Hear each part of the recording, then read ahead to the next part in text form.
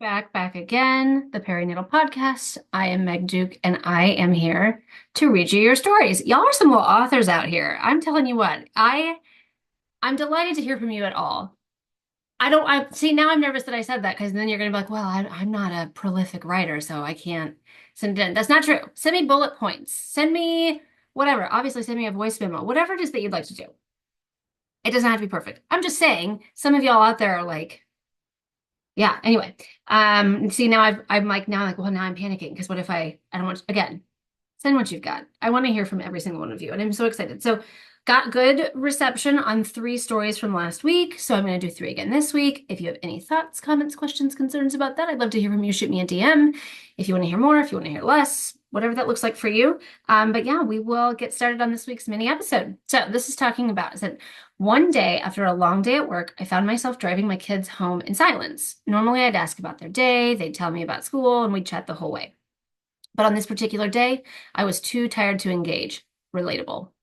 As I sat there listening to the quiet hum of the road, I realized something strange. I wasn't being present. I was sitting next to my kids, but my mind was a million miles away. So I decided to try something. Instead of asking the usual, how was your day? I said, tell me one thing you're grateful for today.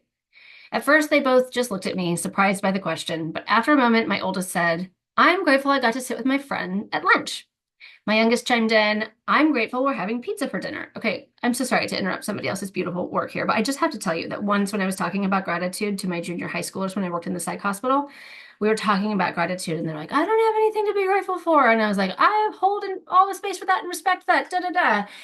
It's nice to be able to reframe things though. It doesn't have to be the biggest thing in the world that you're grateful for. It can literally be a small thing like being excited about having pizza. Well, I literally in that moment told them, I said, I'm excited because I'm having a pretzel bun with my cheeseburger tonight.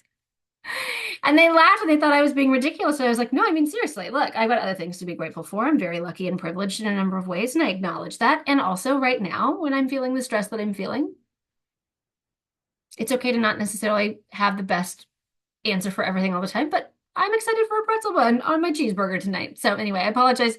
You know, I'm so tangential, I can't help myself, but I was thinking about that. So this one wants pizza. I'm excited for the pretzel bun. I am with you. Well done. Anyway, so back to the story. That small shift in our conversation changed the whole energy of the car ride. Suddenly, we were all more present, focusing on what made us happy instead of just rushing through the routine questions. It was such a simple thing, but it completely changed how I felt by the time we pulled into the driveway.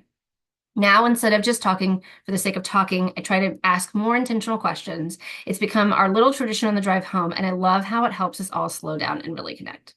Well, thank you for that again. All about being present, intention, mindful, not forcing things, but also opening up space for that. So I really appreciate that story. Thank you. And thank you, everyone, for indulging my tangent. Okay, next story.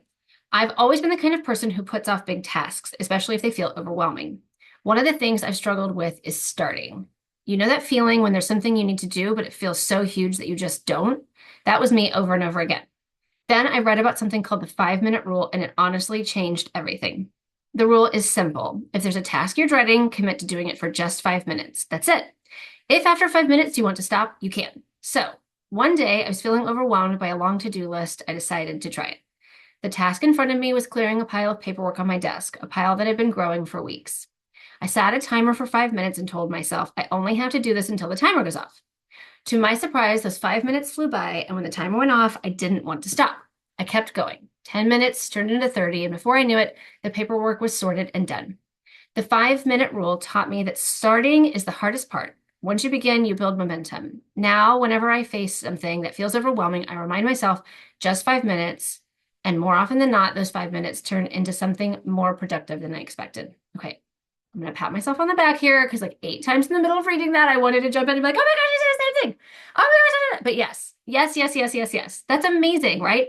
It's the starting. It feels so daunting and overwhelming. And we know that the cure for nothingness is overwhelm is nothingness. But also I had my recent quarterly accountability crew where we had talked kind of reframing that in a way, like not necessarily nothingness, but like being intentional about some of those things. So when you're feeling overwhelmed, what are you going to do?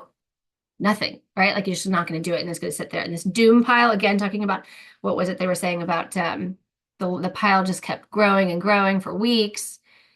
Yeah, Doom piles are a very real thing too. And that's the thing too. I want to hold space for the fact that I have this conversation with clients all the time, the 5 minutes. Like set a timer for 5 minutes. If you don't like, you can stop. A lot of times we expect magic and we expect, oh my gosh, I started and it's gonna go and go and go. And sometimes that is really the case. And this is the case for this person a lot of the time.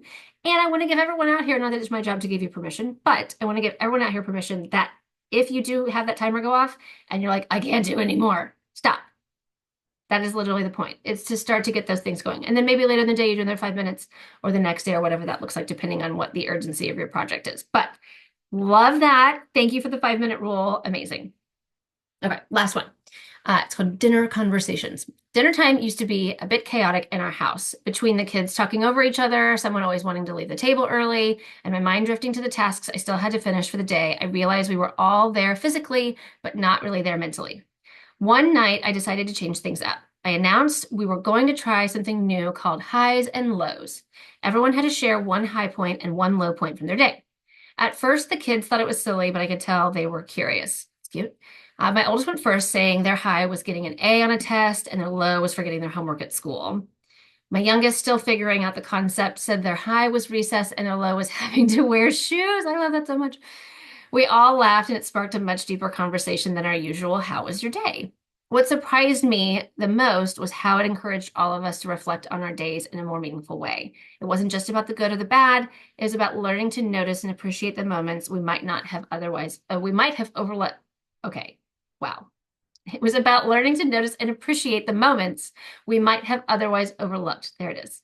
Even on tough days, finding that one high was a small but powerful practice of gratitude. Now, highs and lows is a staple at our dinner table, and it helps us stay connected and gives us a way to unwind and reflect as a family at the end of the day. Love it. Peaks and valleys, highs and lows, very cute. Love the little one saying having to wear shoes, which honestly, my husband agrees with that. He also very much dislikes having to wear shoes, so I can appreciate that. But thank you all so much for taking the time to share. It's a vulnerable thing to send in. I'm just so grateful to hear from you. I'm excited to be able to share this. So please send this in, send me a DM, shoot me an email, meg@megdukelcsw.com. I assume some of you follow me in some space. You'll be able to find any way to get a hold of me. And of course, too, if you'd love, I would love if you want to just say it into a voice memo, I will put it right on the show instead of me reading it for you. But I'm also happy to read your emails. So also, if you all don't mind, hop on over to Spotify, pop on over to Apple. Be sure to like, rate, review, all of those things. Make sure you're subscribed so you get notifications on YouTube as well. Make sure you're subscribed. That helps us. The more people who are subscribed, the more we get pushed into the algorithm and so on and so forth. Please be sure if you feel up to it to share this with a friend or a loved one or a coworker. I can't tell you how much it means to me when I hear somebody say like, oh yeah, my friend told me, or one of my clients, even a couple of my clients know I have a podcast and they'll be like, oh my gosh, my friend was asking about this thing. And I was like, my therapist just did an episode on that. So it means a lot to me to hear from that. And if you could, again, it doesn't have to be a long review. It could just be one or two sentences, but a 5-star review and a review go, or a 5-star rating and a review go a long way to keep our little show here going. So get excited for next week for the full long form episode. And then the next week will be another mini-sode and so on and so forth. Go team, go forth and be curious, not judgmental. We'll see you back next time on the Perinatal Podcast.